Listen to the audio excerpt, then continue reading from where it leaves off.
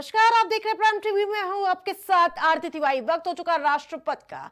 शेख हसीना के बांग्लादेश छोड़ने के बाद से भारत और बांग्लादेश के रिश्तों में खटास बढ़ती जा रही है। शेख हसीना बांग्लादेश छोड़कर भारत आई थी, जिसकी वजह से बांग्लादेशी प्रशासन और बांग्लादेशी लोग भी भारत के खिलाफ हो गए हैं। उसी वजह से बांग्लादेश में हिंदुओं पर अत्याचार भी हो रहे हैं। इसी बीच बांग्लादेश के विदेश मंत्रालय के सलाहकार डॉक्टर तौहीद खान यानी कि तौहीद हुसैन का बयान सामने आया है। उन्होंने बताया कि बांग्लादेश सरकार ने आधिकारिक तौर पर भारत सरकार से पूर्व प्रधानमंत्री शेख हसीना को वापस भेजने की मांग की है।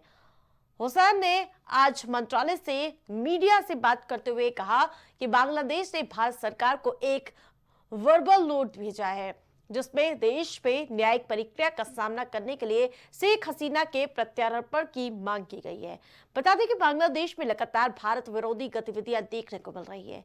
इससे पहले 16 दिसंबर को विजय दिवस के मौके पर मोहम्मद यूनुस ने भी 1971 में भारत के युद्ध में शामिल होने को महज एक सहयोग बताया था, और जिसके बाद भारतीयों में तीखी प्रतिक्रिया देखने को मिली थी। और वहीं लगातार शेख हसीना पर भारत और इसके साथ साथ बांग्लादेश के रिश्तों में खटास पड़ती हुई नजर आ रही है। लेकिन उसे वजह को लेकर क्या आगे रिश्ते सही होते हैं, और उसके साथ साथ जो शेख हसीना को वापस भेजने की मांग की जा रही है और कई तरह से जो हिंदुओं पर अटैक हो रहे हैं, उस पर आखिरकार भारतीय यानी कि एस जयशंकर क्या करते हैं, इसके साथ साथ मोदी सरकार क्या करती है, ये देखने वाली बात होगी।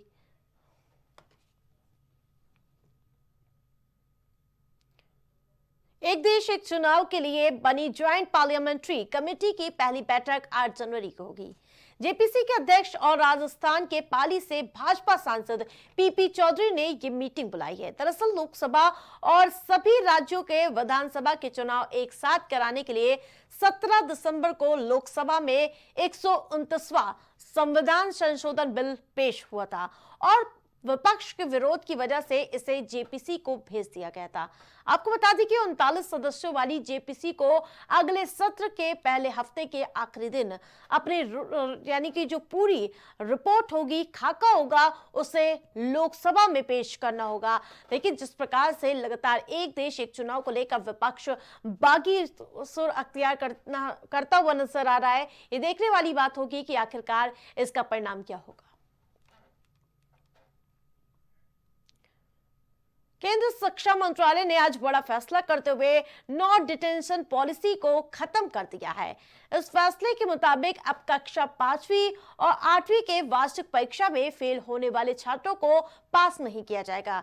दरअसल पहले फेल होने वाले छात्रों को पास कर दिया जाता था और अगली कक्षा में प्रमोट कर दिया जाता था, लेकिन अब ऐसा नहीं होगा। फेल होने वाले छात्रों को 2 महीने के अंदर दोबारा परीक्षा देने का अवसर होगा, लेकिन अगर वो दोबारा फेल हो जाते हैं तो भी उन्हें प्रमोट नहीं किया जाएगा।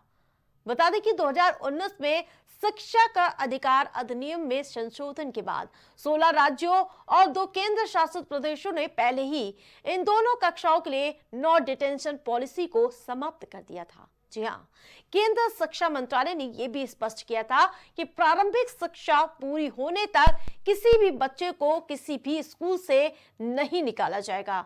हालांकि मंत्रालय ने यह भी कहा है कि स्कूली शिक्षा राज्य का विषय है और इसलिए राज्य इस संबंध में अपना निर्णय ले सकते हैं। मंत्रालय ने पढ़ाई में यानी कि इसके स्तर को सुधारने के लिए यह महत्वपूर्ण फैसला लिया है।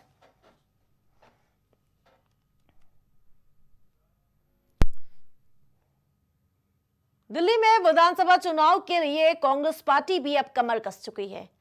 आज दिल्ली कांग्रेस में यानी कि मैनिफेस्टो कमेटी की बैठक होने वाली है, और इस बैठक में चुनाव से जुड़े मुद्दे पर चर्चा होगी और क्या वादे हैं, क्या विचार विमर्श किया जाएगा, इस पर मंथन होगा। माना जा रहा है कि आने वाले 2 से 3 दिन में कांग्रेस पार्टी दिल्ली चुनाव के लिए अपना घोषणा पत्र जारी कर सकती है, और सूत्रों की माने तो दिल्ली विधानसभा चुनाव में कांग्रेस मैनिफेस्टो में फ्री की बहार देखने को मिल सकती है। यानी कि जिस प्रकार से अरविंद केजरीवाल की सरकार हो या फिर भारतीय जनता पार्टी, और इसी के तर्ज पर कांग्रेस पार्टी भी अपना घोषणा पत्र जारी कर सकती है। अगर सूत्रों के माने तो कांग्रेस दिल्ली की जनता से न्याय पत्र के जरिए 5 से 6 बड़े वादे कर सकती है।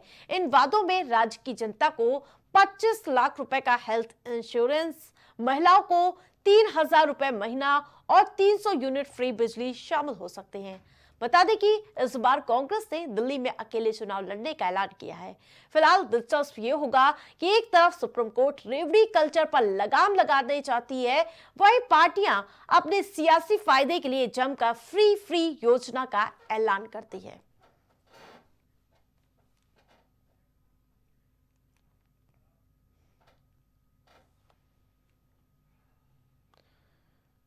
महाराष्ट्र विधानसभा चुनाव के बाद अब नगर निकाय चुनाव की सरगर्मियां तेज हो गई हैं।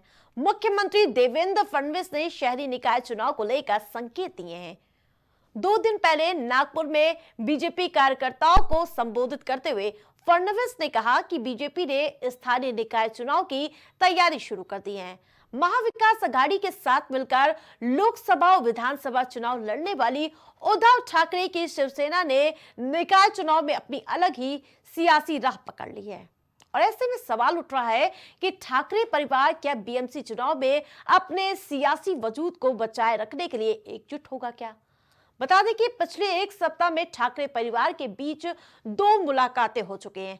पहला मौका उद्धव ठाकरे की पत्नी रश्मि ठाकरे के भाई श्रीधर माधव पाटकर के बेटे यानी कि शादी का था, और ऐसे मौका था जहां पर राज ठाकरे के भांजे भी शादी के हिस्सा था। और इन मुलाकातों को देखते हुए कयास ये लगाए जा रहे हैं कि शायद ठाकरे परिवार नगर निकाय चुनाव में एक साथ नजर आ सकता है।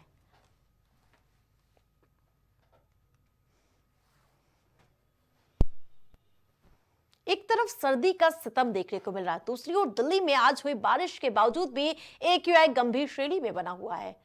केंद्र प्रदूषण नियंत्रण बोर्ड की माने तो आज शाम तक पिछले 24 घंटे का औसतन AQI 406 दर्ज किया गया है। सुबह का समय AQI के स्तर में सुधार देखा गया था, लेकिन दोपहर होते होते ये गंभीर श्रेणी में पहुंच गया। आमतौर पर बारिश प्रदूषकों की सफाई कर वायु की गुणवत्ता में सुधार करती है, लेकिन आज ऐसा नहीं हुआ। इसके पीछे की वजह हवा की अपेक्षाकृत कम रफ्तार और बहुत हल्की बारिश बताई जा रही है। आपको बता दें कि देश की राजधानी में जिस स्तर पर प्रदूषण है, उस तरह हवा में सांस लेना दिन प्रतिदिन 7 से 8 सिगरेट पीने के बराबर है। और ऐसे में नागरिकों पर लगातार अस्थमा और फेफड़े की बीमारियों का खतरा बना हुआ है। तो जिस प्रकार से एक तरफ सर्दी लगातार सितम बरपाती हुई नजर आ रही है और दूसरी ओर लगातार दमघोंटू हवा राजधानी दिल्ली के लोगों के लिए समस्या का सबब बन चुकी है। जिस प्रकार से आज बारिश हुई, ऐसा माना जा रहा था, अनुमान लगाया जा रहा था कि आज थोड़ी राहत मिलेगी, लेकिन जैसे जैसे समय बीता दोपहर होते हुए जस की तस स्थिति देखने को मिली। राष्ट्रपति में मेरे साथ फिलहाल इतना ही। देखते रहिए प्राइम टीवी।